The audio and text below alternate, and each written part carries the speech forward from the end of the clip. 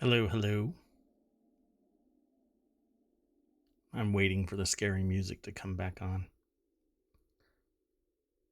Because today's news is going to be scary. No, it's not. There's a little bit of everything. A little bit. Some of these things are really cool. I am Mayor Watt. That is ohmTown.com. That's what powers the show, ohmTown Daily News Show. I've already selected a bunch of articles, and if you hit !showbot, well, that's a lot louder than I thought. If you hit !showbot, you can go over to ohmTown.showbot.tv and vote for your favorite articles that we talk about today. You can even submit some items if you want. Please don't lead me to something hostile. Well, I'll just leave it alone. Just be careful. At any rate, I'm going to try this out and see how this works out with anybody that might stumble across this. I'm going to leave the vote up until the next day and see what comes of it. It is what it is. Let's see. Today is October 6th, 2022.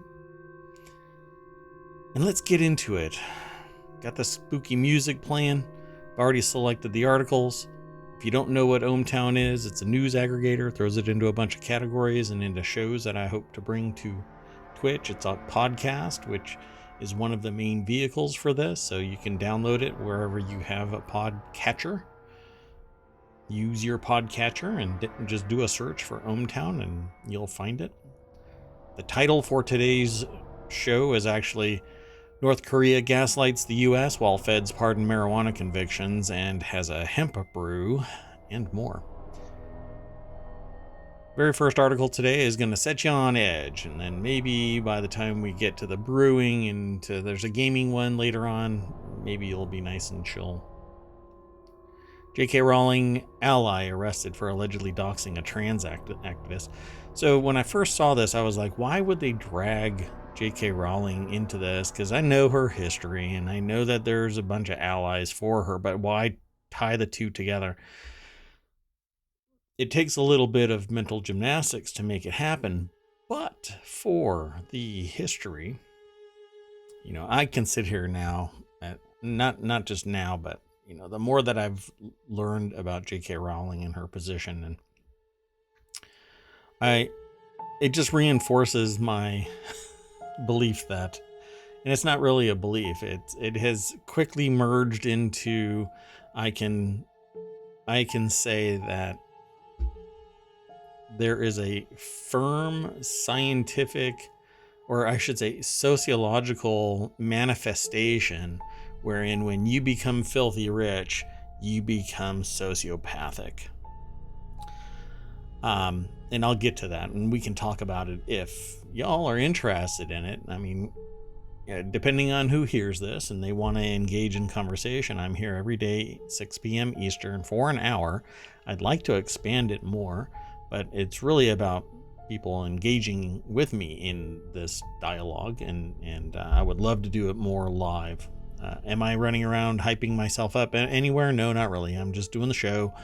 And then I'm going about my day, just like you go about your day after you listen to the show, or while you're listening to the show via a podcast.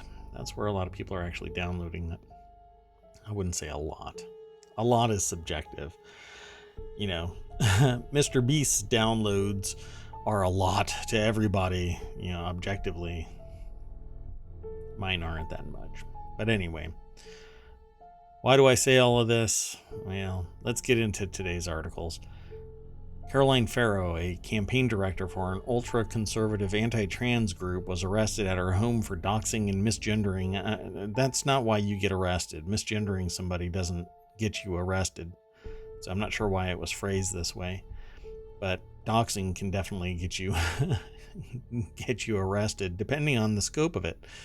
Now, she's accused of posting a hate-filled cartoon on the notorious message board Kiwi Farms. This is a UK thing, where she is one of the very few people who have a verified account. So not only are you on a what is referred to as a hate website, but you have a verified account on a website. That's kind of like,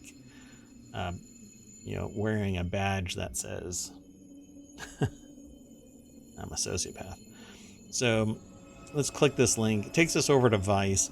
David Gilbert is the author of this. Caroline Farrow tweeted the home address of a trans activist she's spent years harassing online. The title again is J.K. Rowling ally arrested for allegedly doxing a trans activist. I won't go into all of this article, but basically, this Caroline Farrow has been harassing a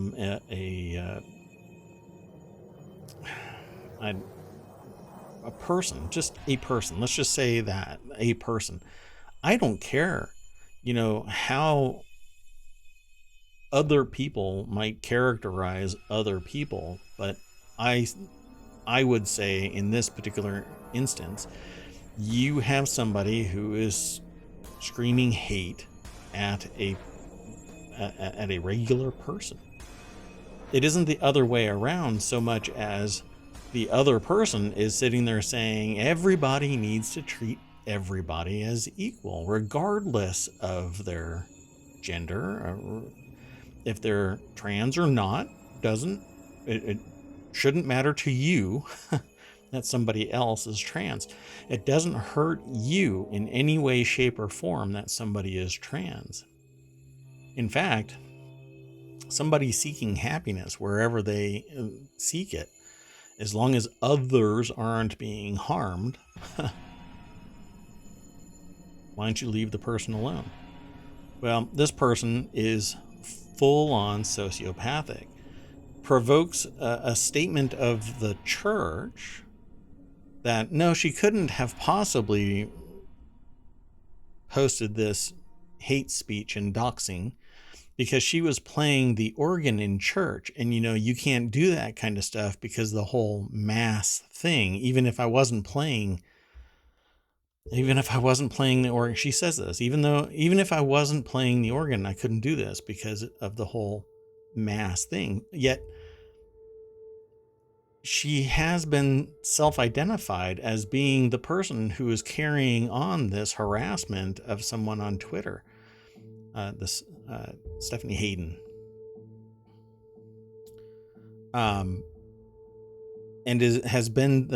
Stephanie Hayden has been the target of Farrow's harassment for years, is what this article says. Yet, why not? First off, why drag the church down by having all of this hate aligned with you unless your church is basically endorsing this? All this is hate speech. What this person is doing is harassing someone and then doxing them, because Hayden is filing a lawsuit against Farrow for this harassment. In the UK, it's a little bit more aggressive in prosecuting people for harassment versus in the US, where you can do a whole lot more. At any rate, my point for all of this is why sit there and provoke a response that includes, why make a statement that includes your church, saying that you just don't do that because it's mass? Yet, okay, so you leave and suddenly you became the embodiment of hate-filled screeds, and you go after somebody who is trying to fight for people who need equality and equity and shouldn't be marginalized just because they are trans. I guarantee you there isn't anybody out there that pretends to be trans so that they can abuse something within the if you want to do binary gender. They don't become, they don't go through they don't declare themselves trans. They don't become, this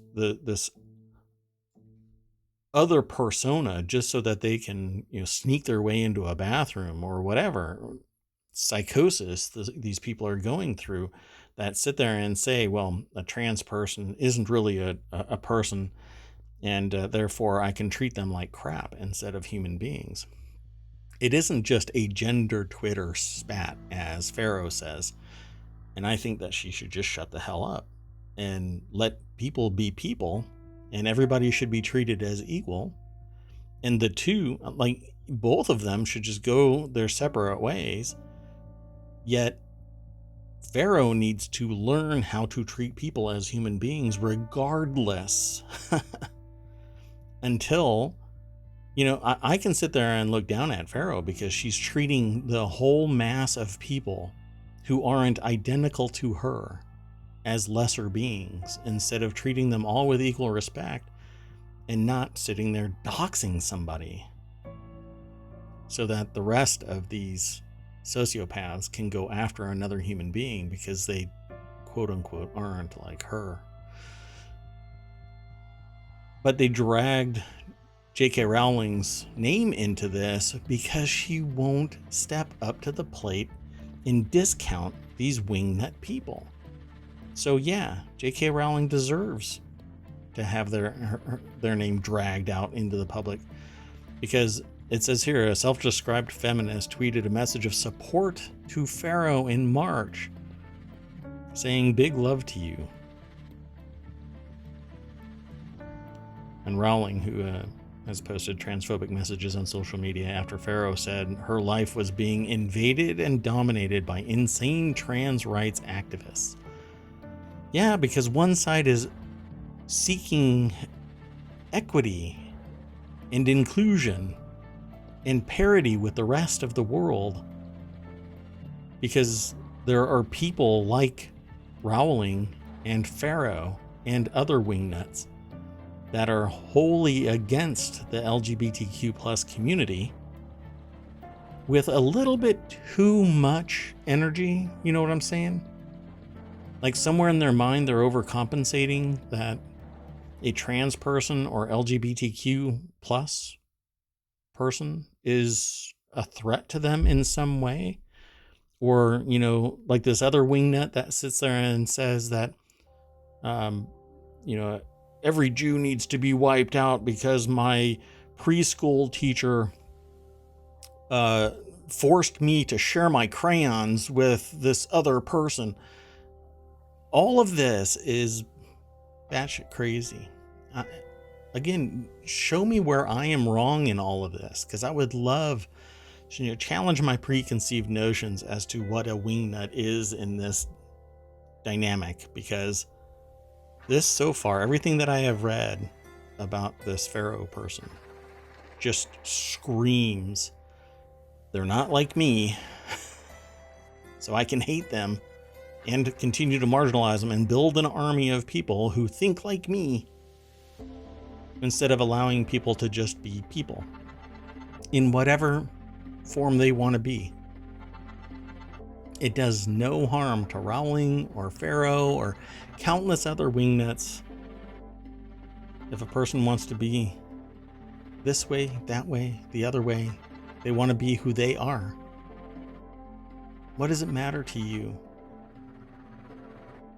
It's just bigotry. It's just hatred of other people. Yet you take and take and take from society without becoming a member of it, and a positive member of it. You cannot, including Rowling in this, you cannot sit there and do all this great writing and still walk away unscathed from being a being of hate. And I refuse to compartmentalize it. So I will never be watching another Rowling movie until she comes out and says, or book or anything. I'm discounting it entirely, because now I know, and I knew it then, but I didn't have a vehicle really to say it until now. Now I'm on Twitch, and I'll say it, and I'll say it in perpetuity until she apologizes and actually says, no, I will fight for equality and equity and inclusion. Why? Because I'm a member of society, and instead of just taking, and then speaking this hatred, I will give back. More than just writing some words and getting lucky.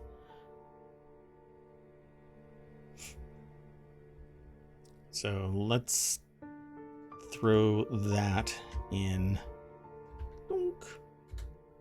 the chat, and I'll throw this one in chat. North Korea condemns US, South Korea military drills. So the US and South Korea did military drills, and North Korea is condemning it. Okay, this is in the Mobile channel. It says North Korea on Thursday pushed back at the US military's recent activity in the region, calling it a serious threat to the stability of the Korean peninsula. It marked the first time Pyongyang has responded publicly since the country began its most recent round of missile launches on September 24th. So this is that whole gaslighting thing of the US, because this too is the sociopathic, crazy gaslighting. They are firing ballistic missiles over Japan while condemning the US and South Korea for doing military drills so that they can be their mobilization can be at peak performance, so that if the wing nuts come down, and it's not everybody, right? A whole mass of North Koreans aren't going to buy into this, because the moment that they get a little taste of freedom, they're not going to be interested in having a battle. Some of the people are going to be the fringe wing nuts. All the rest of them just want to get online and play League of Legends, watch Twitch. But they can't because power goes out. Anyway, isolated nation fired 2 more ballistic missiles into the ocean earlier Thursday, with North Korea's foreign ministry suggesting the latest launch was in response to U.S. repositioning the USS Ronald Reagan aircraft carrier and strike group off the Korean peninsula. And the missile, launched the 6th in 12 days, also occurred after the U.S. military and South Korean forces joined missile drills. I like how they characterize that country as the hermit country. Ellen Mitchell over at The Hill wrote this article, and I'm just kind of flabbergasted by this. I mean, they're firing missiles. I think that Japan should just do an anti-ballistic missile launch and blow them out of the sky. Don't let them even reach Japan. Don't let them launch over Japanese airspace. The accident waiting to happen is could be predicted. It is being predicted by me. I think that they are going to have an accident one day and it's going to land in Japan somewhere. It says the North Korean leader Kim Jong-un's government views the war games as hostile and has claimed its missile tests and nuclear program are necessary to protect itself. Yeah, it needs to protect itself from the people inside. You want to know about indoctrination and brainwashing and marketing, North Korea is pretty much where it's at. And that kind of siloing and indoctrination and all of that kind of stuff is kind of the antithesis of what society really is. It should be the free sharing of ideas up until it harms society, in the sense that the faux fear of things like getting a vaccine, where it has never been demonstrated that the vaccine leads to wholesale illnesses like autism. It was a debunked BS research paper from somebody who had an interest in making that legitimate, and it wasn't. And countless other things. Yeah, sure, there are people out there that might have some type of allergic reaction to it, and that is the natural state of everything as a human being. There are people out there that die because they get stung by a bee the second time. The first one was just fine, but second time, and suddenly it's evil forces that are, killing somebody because a bee stings them, and they just didn't believe. That's not how it works, folks. That's not how medicine works. Yeah, there are some people out there that will get sick from a vaccine, but it's not because it has cleaning fluid in it or some other wackadoo thing. It's because their body has a unique chemistry and had an allergic reaction to it. And no company wants that to happen, but they can't account for the myriad range. So, and there's counteragents to it. It can be stopped if the people stay engaged and aware and alert to it. That's why you sit afterward. Why am I saying all of this in relation to this? It's because this is sociopathy. This is gaslighting. North Korea is mad at the US and South Korea for military drills in preparation of defending themselves, while North Korea is flinging missiles out into the sea. Sure. Who's destabilizing what? And the reason why North Korea isn't doing anything hostile is because it can't. The moment it does, it's going to get lit up. Let's move on to the next article. This one's in the Warcrafters channel. This is one of the coolest tabletop gaming setups the author has ever seen. That's not me. It's just, this is what the title is saying. I'm going to just go on to the article itself. Whoop. This is over at PC Gamer. It's by Fraser Brown. And they say their dining room table adventures look pretty tragic now. This is kind of neat. They use a tablet and a projector and a screen to run their tabletop gaming. Using the painting app Procreate, Versteeg is able to create all sorts of things that are then projected onto the table. In the clip below, there's a down. My finger's pointing in the wrong direction. Down there. I'll scroll up in a little bit here. Just hold on a second. In the clip below, posted on Twitter earlier this week, you can see him clearing up the fog of war. The projector shrouds the ramshackle village in shadows, but using a tablet, Versteeg can brighten things up in real time. And the little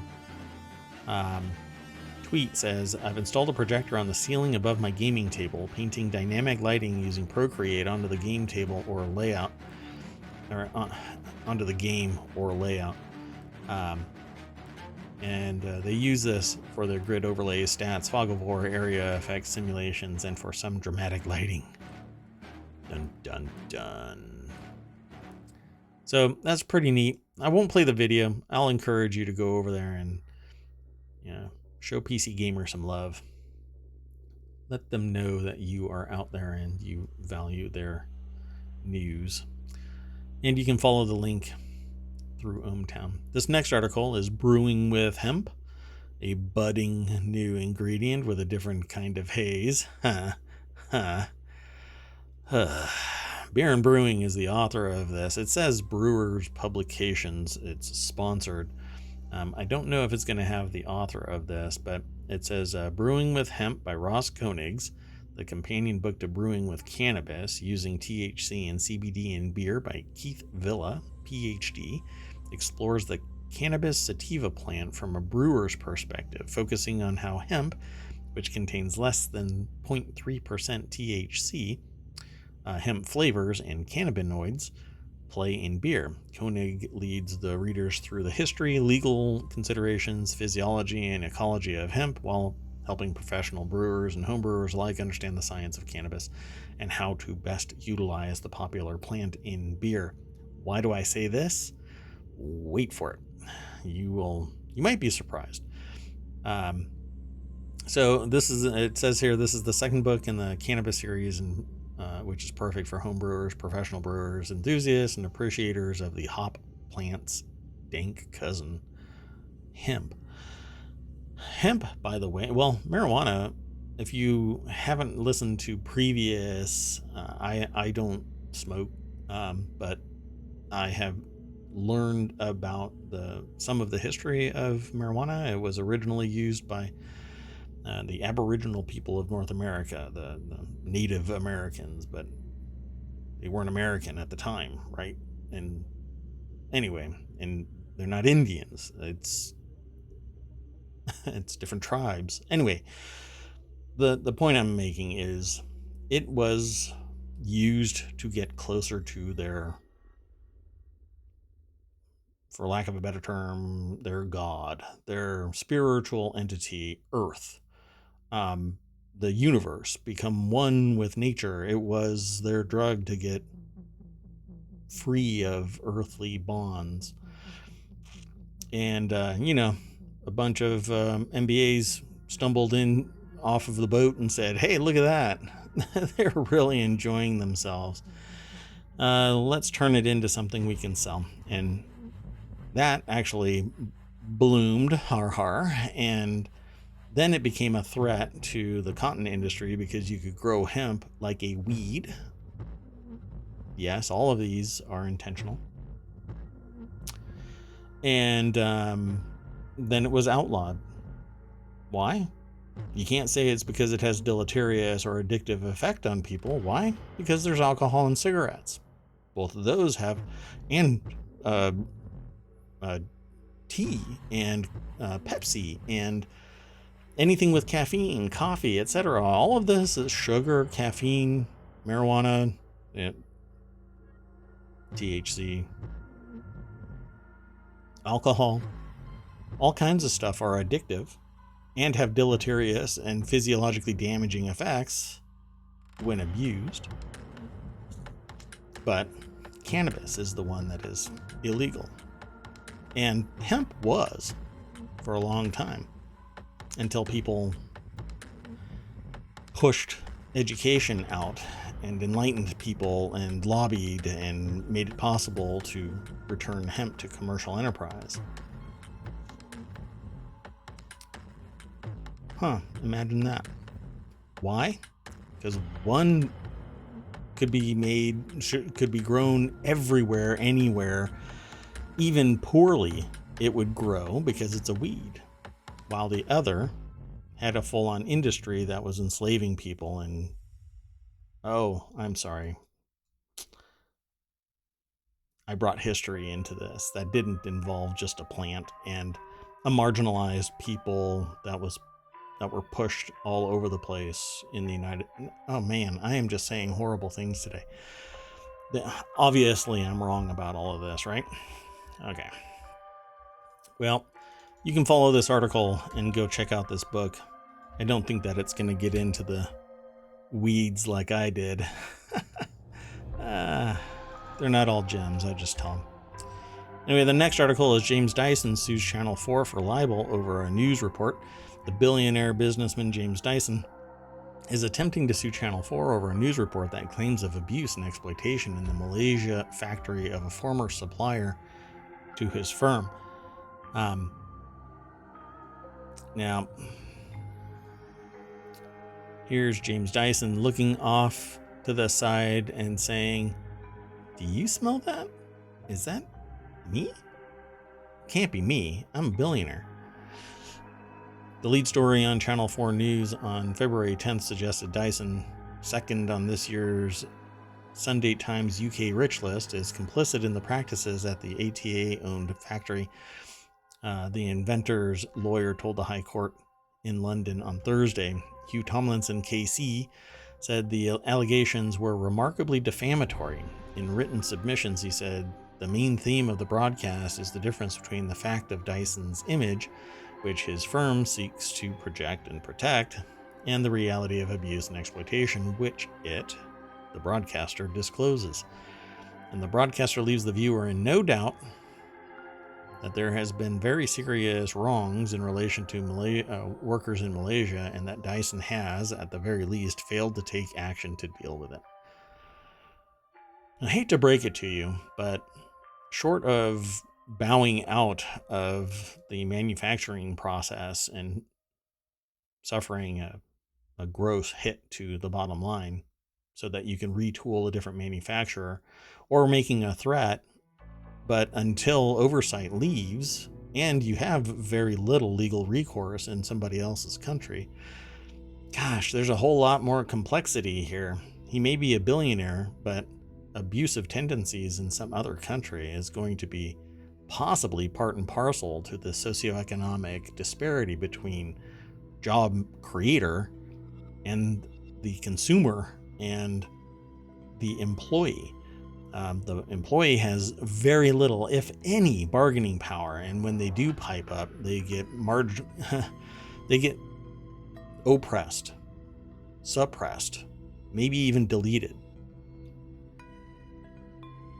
The court heard that the report featured interviews with workers, said that they had suffered abuse, inhuman work conditions, and in one case even torture while they were helping to make Dyson products. Yeah. All right. Like I said, Dyson probably was informed at some point and then said, well, go over there and fix this crap so that our name isn't dragged. They go over there, they quote unquote fix this crap, and when they leave, guess what happens? The abuse returns. So Dyson can go to another manufacturer, and eventually they run out of manufacturers. Why? Because the job creators, I'm not talking about Dyson here, they manufacture in another country.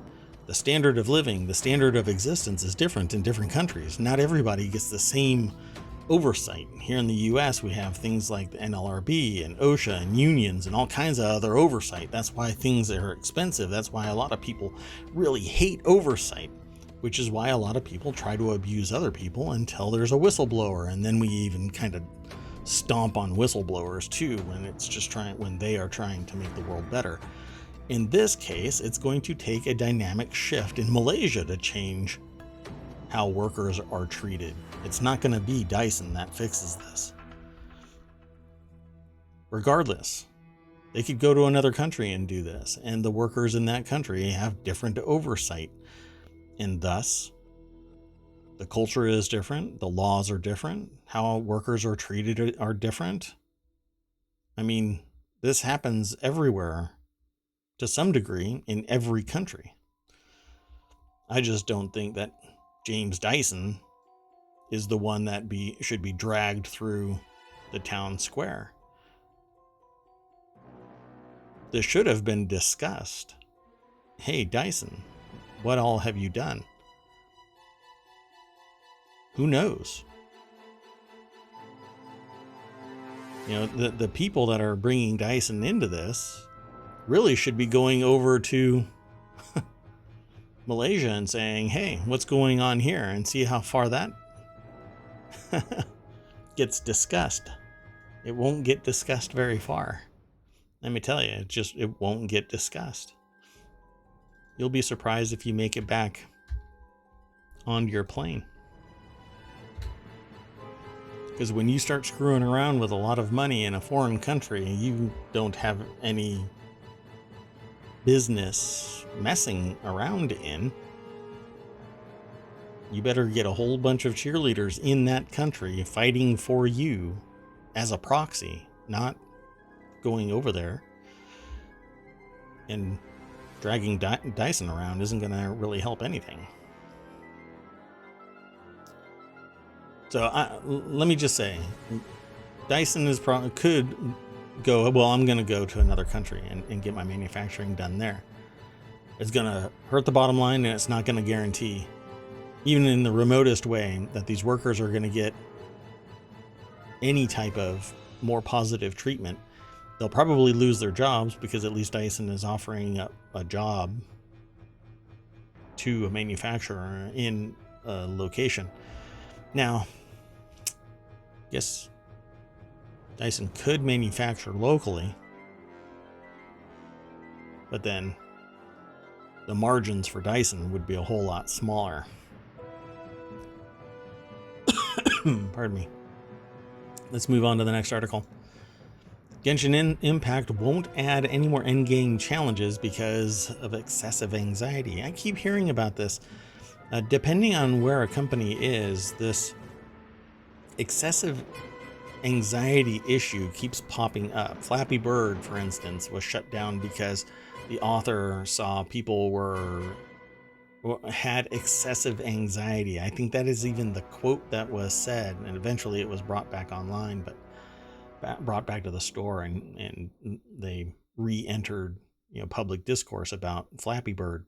But by that time, a ton of money was made. more than they needed or wanted, I suppose, way more attention than they wanted or needed. And then clones came out because, you can't just allow somebody to create their product. People have to clone it wholesale. So in this case, Genshin Impact's endgame or lack thereof has been an issue since the game launched 2 years ago. I cannot believe how much revenue it's generating in only 2 years. It was one of the main things that eventually drove me away from it in 2021. This is the author speaking, not me. And they hoped that things would get better. Unfortunately, it seems Hoyoverse has no intention of adding more combat-based endgame modes anytime soon. Yet it's still just making bank. In a recent interview with GameSpot, the developer responded to some long-standing community criticisms, with the only permanent endgame currently being Spiral Abyss, the challenge with multiple floors that can be completed every 2 weeks. There aren't exactly many ways to push your team comps. Temporary events such as the Labyrinth Warriors have proven that Hoyoverse can come up with new interesting in-game challenges, but it isn't interested in adding more permanent ones. And they say it's because of excessive anxiety for our players. Not for them, for the players. And this, I think, is a cultural thing, because here in the United States, it pretty much doesn't mean anything that players are excessively stressed or anxious or whatever. It's pretty much frowned upon to say I'm excessively anxious about, charging into this battle. No, you would be called all kinds of things and probably kicked out of the game by your group.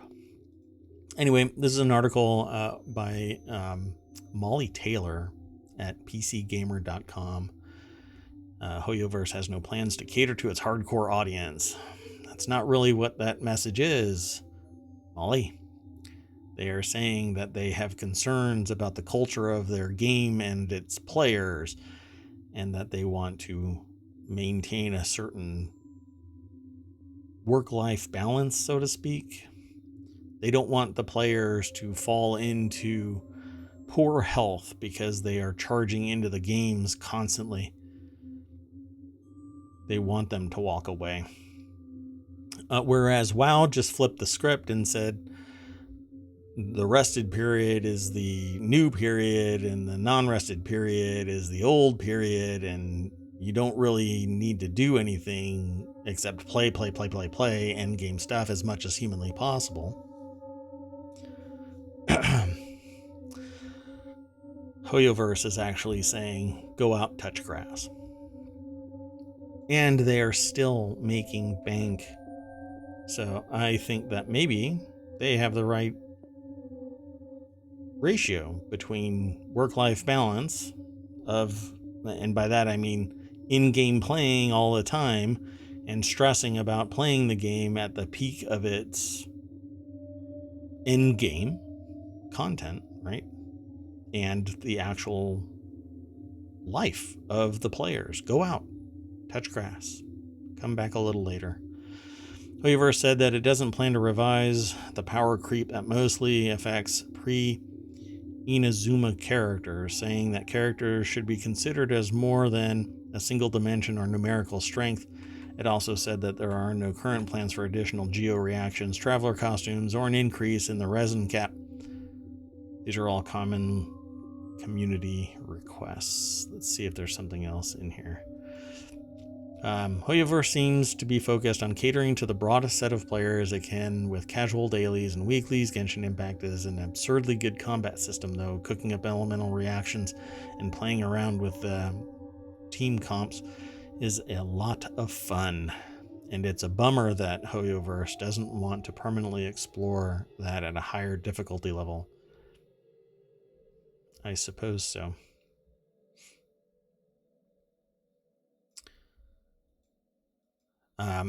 Yeah, there isn't much more to say about that. So let's move on to the next article. RAM and SSD prices could increase as manufacturers cut production.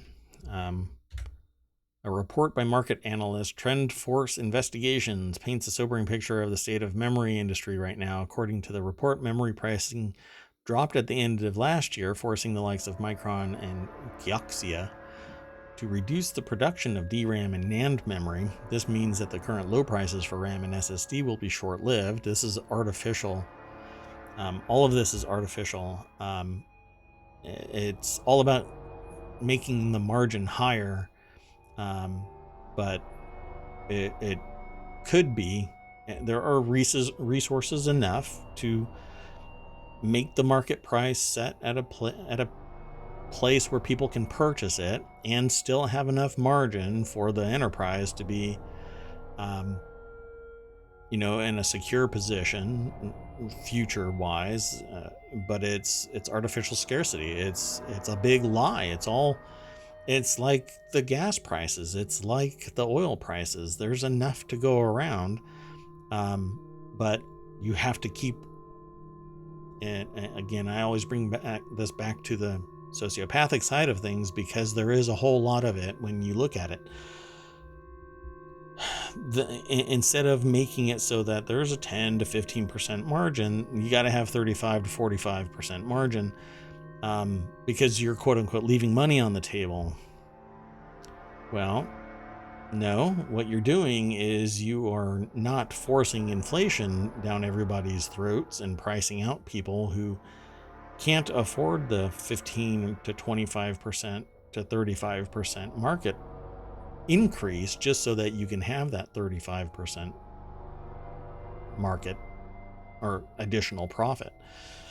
The reason why things are expensive is because the producers are driving the price up, which means that the monetary system has to grow. Otherwise, everything would be so expensive that only the elite would have it, and everybody else would basically be enslaved to go and, work in the salt mines, the company mines, whatever. I'm being hyperbolic, but the idea here is to produce a solution that makes the business an ongoing concern, pays the people what they are worth, and not necessarily drive all of the wealth up to the top and make people just barely eke by.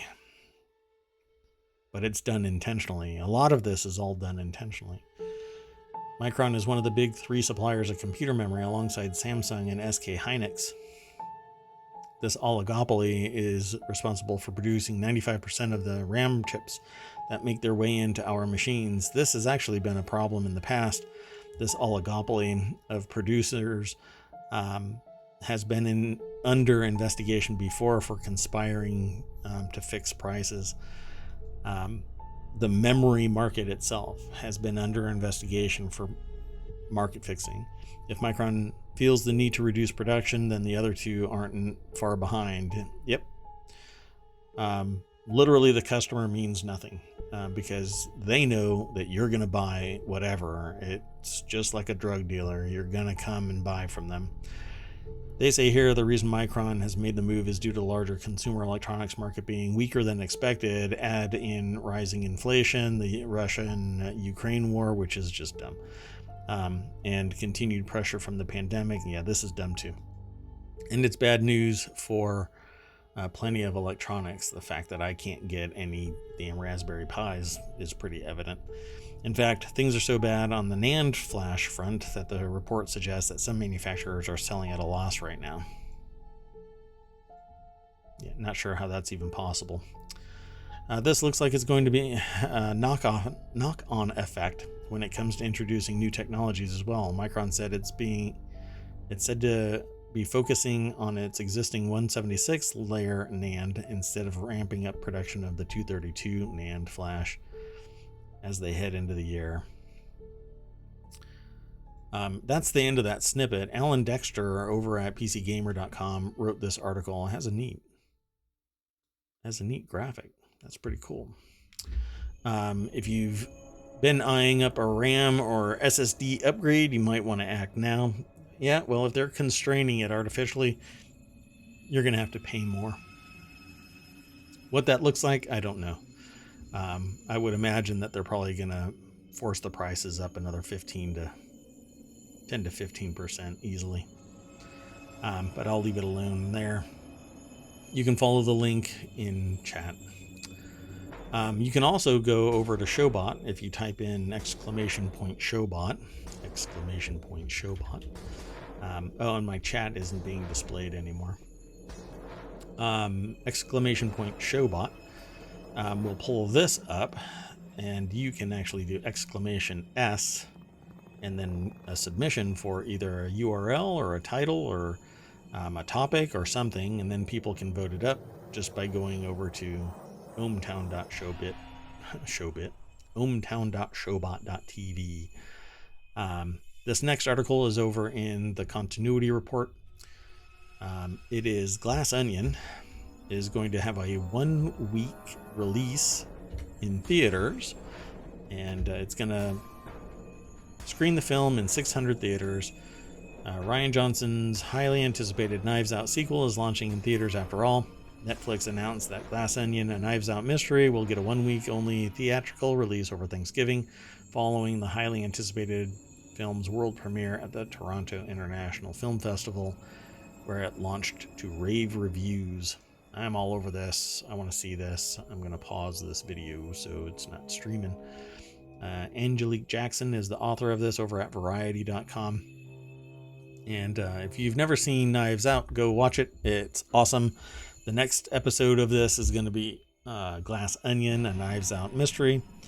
Some of the people from the first one will be in the second one. It'll play in 600 theaters November 23rd to 29th at AMC, Regal, Cinemark.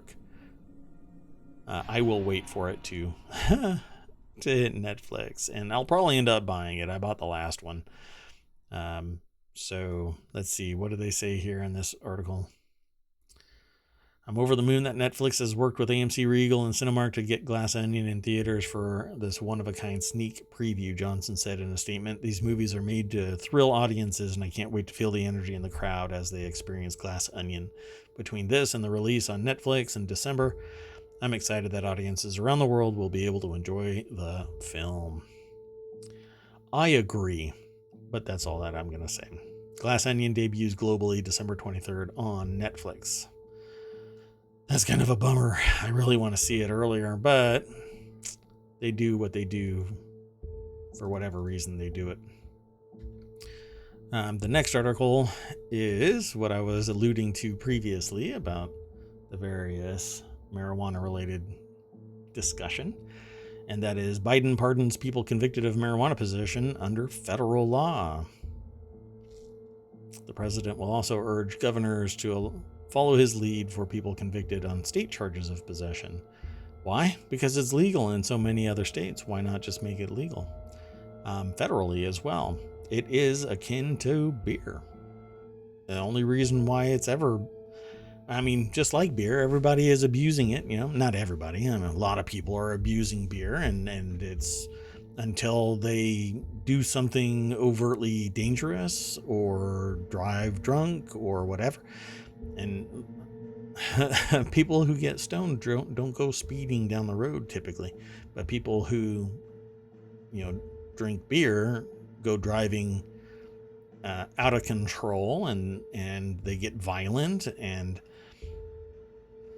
that is a serious problem. But people just sit around when they're getting stoned.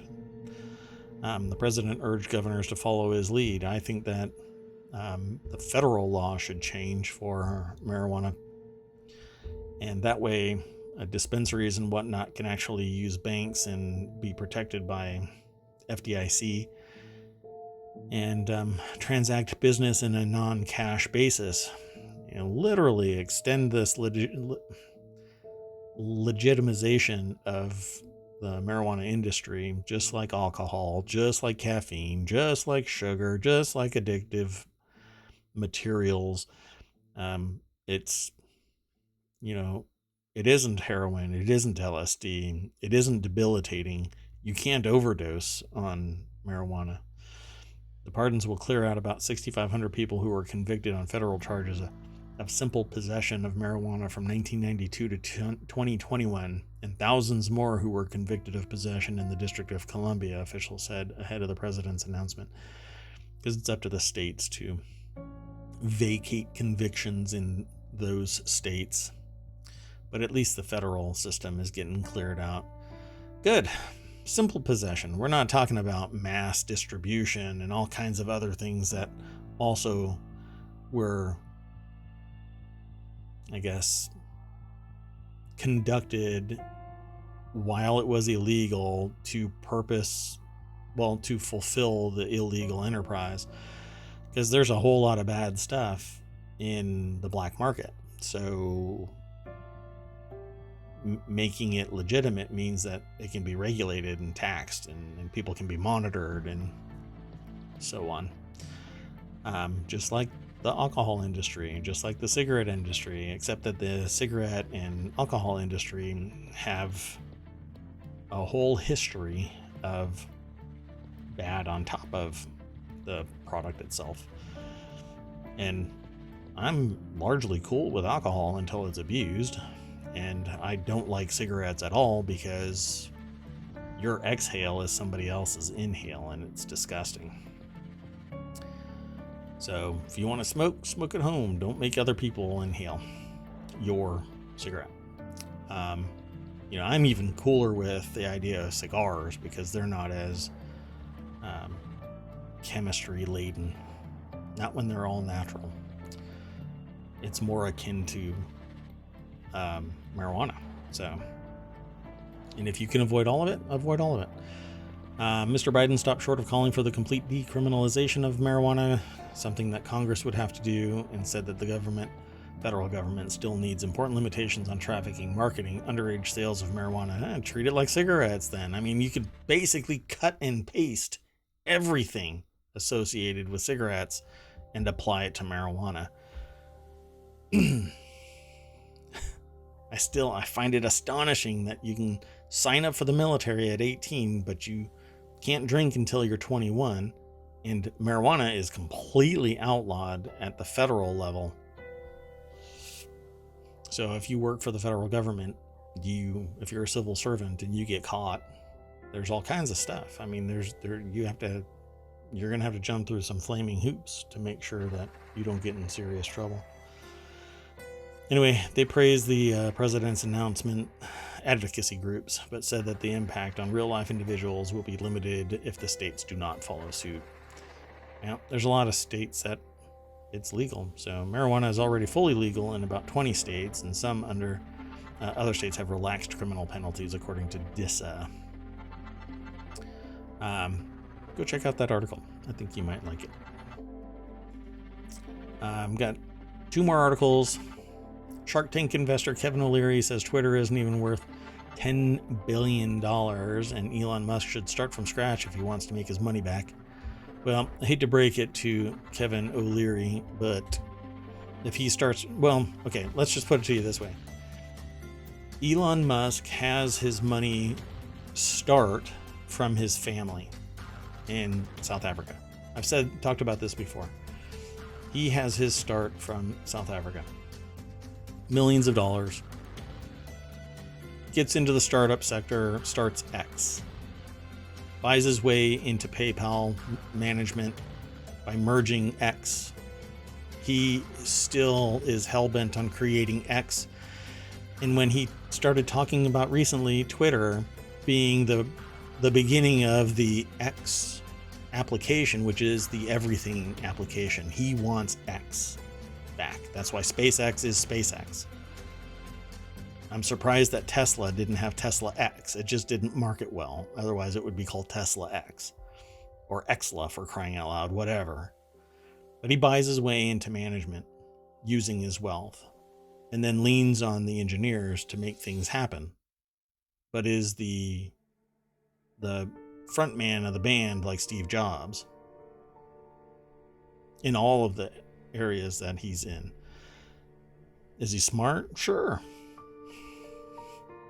But I don't believe for a moment that he can make this all happen on his own. Yet people will crawl across broken glass just to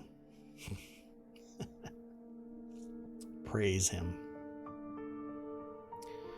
Elon Musk offered to purchase Twitter for $44 billion, is far more than the company is actually worth, Kevin O'Leary said. I don't think it's worth 10 billion. O'Leary said to CNBC, emphasizing the need for new management in the company. He urged Musk to get out the whacking stick and start fresh with Twitter in order to make his money back. Sure, well, he's not. That's not what's going to happen. Even if he does replace people, the culture of Twitter is what the culture of Twitter is. It's not made by the corporation, it's made by the users. Society is made by the citizens of the community. It only scales depending on what society you're talking about. Why do I know that? Why do I say that? Well, sociology says so, and look at the planet. You don't have regional societies that have a culture that is polar opposite to others because you can go in there with a little bit of remanagement. No, you have to go in there and you have to change the culture entirely. And if you are going to allow a plurality of people onto your platform like Twitter is, you are not going to be able to contain it. It instantly becomes more liberal.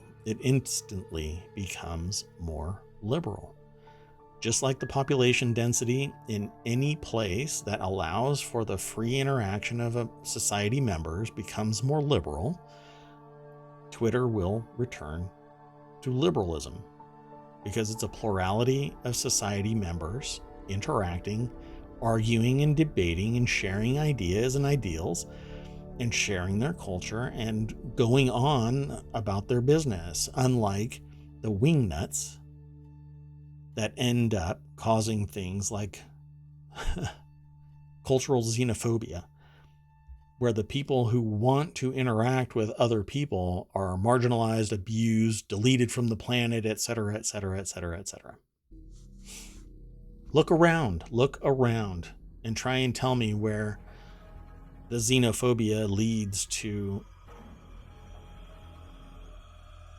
liberal cultures. That's not what happens. When there is a plurality of free-thinking, interacting people, you end up with a liberal society. Not until you silo and become xenophobic, and then you can literally make the statement that it is a conservative country. But the people within are only coping with the fact that it is a conservative country. And the moment that they throw off the shackles of forced conservatism, they will embrace the liberal mindset because they want to hang out with more people. They want to interact. They want to see more. They want to share more. We are a social being, and we can't be social if we are shackled.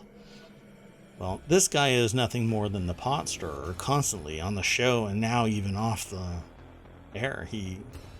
He's talking about you got to get rid of everybody. It's not going to work, man. It's just not going to work. And you are screaming into the void that you're going to change the culture of Twitter simply by changing management. Twitter is a product of its society, and its society is global. Jennifer Soar is the author of this article over at businessinsider.com. Let's see if there's anything else worth saying in this article other than my perspective of this. He estimated that without the hype from Musk's takeover, Twitter stock would actually be worth somewhere between $12 and $15 a share. That's demonstrably false. Their stock has been sitting around $35 in perpetuity, even before all of the Musk hype. Musk would be able to thread the needle through litigation and do the deal for much less, and I don't know why he didn't do that. He didn't have to pay this ridiculous price. O'Leary doesn't know what he's talking about. Frankly, there's a lot of dead air on that. Anyway, I don't know. But I think that money begets money, and suddenly you're a subject matter expert because you've just been throwing money at money, and it's hard to lose money unless you're a complete screw up and maybe, well, I'll leave it alone. It's very polarizing to say what I was about to say. Somebody's going to get upset. But I'm not. angry. I'm not throwing vitriol. I'm not name calling, other than the fact that I'm making a judgment call about Kevin O'Leary's judgment about Twitter and the ability to shift the culture of Twitter. You try and force it into something other than it will naturally become, and you end up with a social media company that is so hobbled that only the echo chamber exists, and you're not going to get engagement of the plurality of people around the world in an echo chamber of forced democratic speech. That's not what democratic speech is. You can't force democratic speech. Let's move on to the next article and the last one for today. GE is laying off 20% of its workforce devoted to onshore wind power, costing hundreds of jobs.